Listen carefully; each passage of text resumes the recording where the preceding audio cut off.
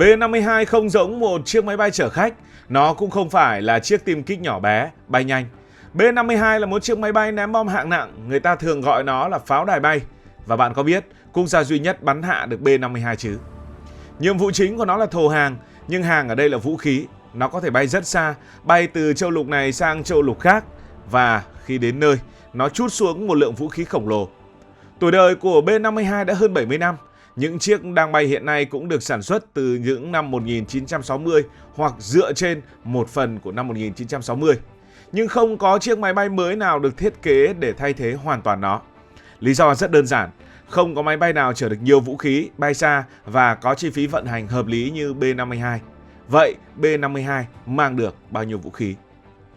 Một chiếc B-52 sẽ mang được khoảng 32 tấn vũ khí. Theo đơn vị của Mỹ thì họ gọi là tương đương với khoảng 70.000 pound.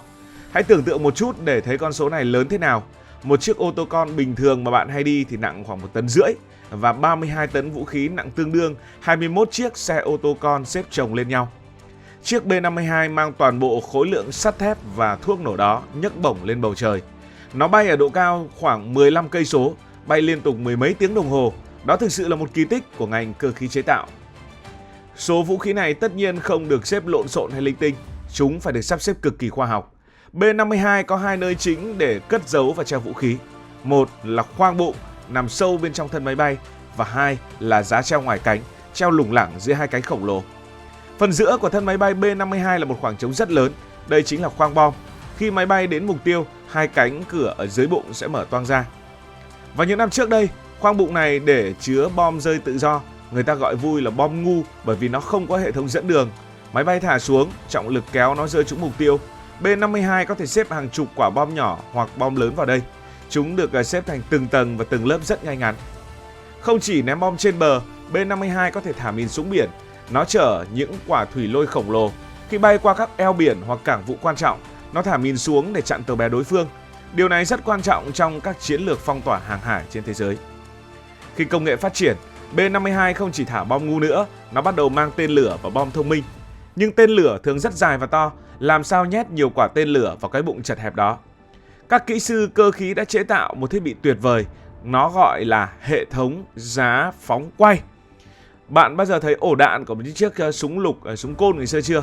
Nó có một cái hình trụ tròn chứa đạn, bóp cò, trụ quay, viên đạn tiếp theo lên nòng. Và hệ thống trong bụng B-52 cũng hoạt động y hệt như vậy, nhưng to hơn gấp vạn lần. Nó là một trục kim loại khổng lồ. Người ta treo các quả tên lửa hành trình xung quanh cái trục này, thường là khoảng 8 quả. Khi cần bắn, máy bay mở cửa bụng. Quả tên lửa nằm ở vị trí thấp nhất, nó sẽ rơi xuống và đánh lửa bay đi.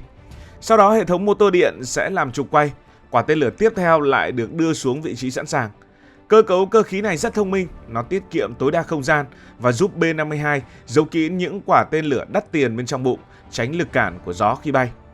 Ngoài khoang bụng, B-52 còn dùng hai cánh để mang vũ khí. Đôi cánh của B-52 rất đặc biệt, nó rất dài và rộng, sải cánh của nó dài hơn 56 mét, bên trong cánh chứa đầy nhiên liệu, còn bên dưới cánh là các điểm treo vũ khí. Giữa mỗi bên cánh có một cột treo lớn nối thẳng xuống dưới. Cột treo này làm bằng hợp kim siêu cứng, nó chịu được sức nặng hàng tấn. Lực đẩy của gió khi bay rất mạnh, nhưng giá treo này vẫn giữ chặt được vũ khí. Người ta không treo từng quả bom lên cánh, mà người ta gắn vào giá treo một thiết bị được gọi là cụm gá. Cụm gá này có nhiều ngàm giữ, từ đó thì người ta có thể treo hàng tá quả bom nhỏ vào cùng một vị trí. Và nhìn từ xa, những quả bom treo dưới cánh B-52 giống như những chùm nho khổng lồ. Khi bay xa, việc treo nhiều bom dưới cánh sẽ làm máy bay bay chậm lại một chút do lực cản không khí. Nó cũng tốn nhiên liệu hơn, nhưng bù lại sức công phá mang theo là cực kỳ khủng khiếp. B-52 giống như một chiếc xe tải đa năng. Tùy nhiệm vụ, người ta sẽ bốc lên nó những loại hàng khác nhau. Vậy thì việc nạp vũ khí diễn ra như thế nào? Xem một vài bộ phim tài liệu thì cũng hình dung được một chút. Việc nạp vũ khí cho chiếc máy bay khổng lồ này tốn rất nhiều mồ hôi và công sức. Tất nhiên là không thể dùng sức người để vác một quả tên lửa nặng hàng tấn. Mọi thứ phải nhờ đến các thiết bị cơ khí và xe vận tải. Đầu tiên là khâu chuẩn bị. Vũ khí được kéo từ kho ra bãi đỗ, chúng được đặt trên những cái rơ móc dài. Sau đó phải cần đến xe nâng đặc chủng. Các kỹ thuật viên sẽ sử dụng xe nâng hàng. Xe nâng này có thiết kế gầm thấp để chui lọt dưới bụng máy bay. Sau đó thì xe nâng sẽ kẹp chặt từng quả bom hoặc tên lửa. Nó từ từ nâng lên vị trí móc treo.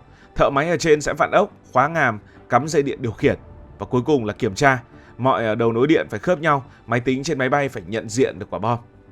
Quá trình này diễn ra tương đối chậm rãi bởi vì nó đòi hỏi sự tỉ mỉ tuyệt đối. Đôi khi mất cả ngày dài chỉ để nạp đầy đạn cho vài chiếc B-52 trước khi chúng cất cánh. Đội ngũ hậu cần, cơ khí và kỹ thuật viên trên mặt đất đóng vai trò cực kỳ quan trọng. Không có họ, B-52 chỉ là một khối kim loại nằm im. Bây giờ hãy hình dung mà xem. Một chiếc máy bay bản thân nó đã nặng hàng chục tấn, cộng thêm 32 tấn vũ khí, cộng thêm hàng chục tấn xăng dầu mang theo. Tổng trọng lượng cất cánh của B-52 có thể lên đến 220 tấn. Làm sao một thứ nặng như vậy bay lên được? Bí quyết nằm ở 8 động cơ phản lực. Chúng được chia làm 4 cặp, treo đều hai bên cánh. Khi cất cánh, 8 động cơ này gầm rít với âm thanh chói tai. Chúng đốt xăng cực mạnh, phun ra những cột khói đen xì. Lực đẩy sẽ đẩy nó lăn ở trên đường băng. Cuối cùng, đôi cánh lớn tạo ra lực nâng, nhấc bổng tất cả lên không trung. Những động cơ này là công nghệ cũ, chúng uống xăng rất nhiều và hay cần bảo dưỡng. Đó là lý do quân đội Mỹ đang dục dịch thực hiện một chương trình cơ khí cực lớn, thay toàn bộ 8 động cơ mới cho toàn bộ phi đội B-52. Bản nâng cấp này sẽ có tên là B-52G. Khi thay động cơ mới, máy bay sẽ tiết kiệm nhiên liệu hơn, bay xa hơn, nạp được nhiều lượng điện hơn cho các thiết bị radar đời mới. Bây giờ hãy nói về phần con người. Ai sẽ điều khiển cỗ máy mang 32 tấn thuốc nổ này? Đó là một kíp bay gồm có 5 người. Một là chỉ huy bay. Đây là người ngồi trái phía trước, là người ra quyết định cuối cùng. 2 là phi công phụ, ngồi ghế phải, hỗ trợ lái máy bay. 3 là sĩ quan radar. Đây là người chịu trách nhiệm ngắm bắn và thả bom. Và đây là người bấm nút thả vũ khí. 4 là sĩ quan dẫn đường, là người nhìn bản đồ, đảm bảo máy bay bay đúng hướng.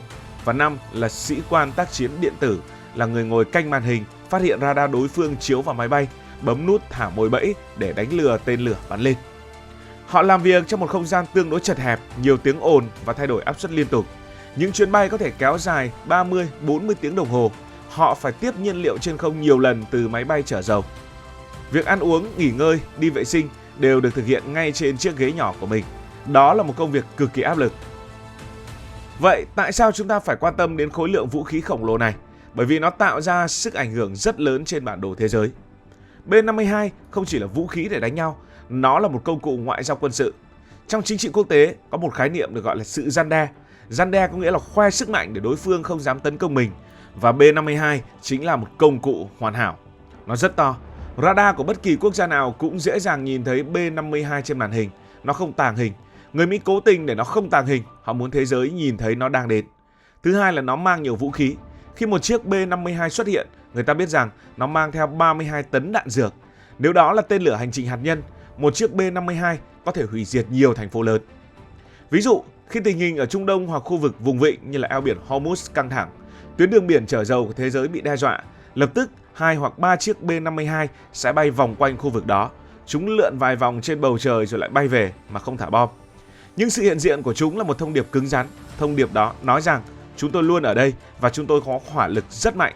Các biến động chính trị, kinh tế năng lượng hay giá dầu thế giới đôi khi hạ nhiệt chỉ sau một chuyến bay tuần tra của cỗ máy khổng lồ này. Một cỗ máy làm bằng kim loại bay liên tục trên trời, chịu lực ép của bom đạn và gió bão. Làm sao nó thọ được hơn 70 năm? Câu trả lời nằm ở thiết kế ban đầu. Khung gầm của B-52 đã được làm quá tốt. Các kỹ sư thời xưa đã tính toán để thân máy bay chịu lực gấp nhiều lần mức cần thiết. Dàn khung kim loại của nó cũng cực kỳ vững chắc. Ngoài ra, quá trình bảo dưỡng là cả một nghệ thuật. Máy bay thường xuyên được tháo tung ra, những bộ phận mòn được thay mới, lớp vỏ được cạo rỉ sét và sơn lại. Toàn bộ hệ thống dây điện bên trong dài hàng chục km được kiểm tra kỹ lưỡng. Người ta thay thế màn hình ống phóng tia âm cực cũ kỹ bằng màn hình LCD hiện đại. Những chiếc máy bay từ thập niên 60 giờ đây, bên trong mang bộ não điện tử của thế kỷ 21. Như vậy, B-52 là minh chứng cho sự thành công của một thiết kế đơn giản mà hiệu quả. Nó to, nó nặng, nó thô kệch, nhưng nó làm xuất sắc một nhiệm vụ duy nhất, mang thật nhiều vũ khí và đưa đến đúng nơi cần thiết. 32 tấn vũ khí, hàng chục quả tên lửa và bom thông minh, tầm bay xuyên lục địa, 8 động cơ phản lực, tuổi thọ dự kiến lên đến cả 100 năm. Trong thế giới hiện đại với những chiếc máy bay tàng hình bóng bẩy, B-52 vẫn là một người khổng lồ trầm lặng, một cỗ máy cơ khí vĩ đại, một chiếc xe tải bom trên bầu trời không thể thay thế. Miễn là con người vẫn cần một phương tiện thồ vũ khí hạng nặng từ trên không, đôi cánh cong vút của B-52 vẫn tiếp tục in bóng trên bầu trời. Cảm ơn vì dành sự quan tâm cho video này. Nếu thấy thú vị, bạn có thể nhấn nút đăng ký kênh, bật chuông thông báo và chia sẻ. Còn bây giờ thì xin được nói lời chào, tạm biệt.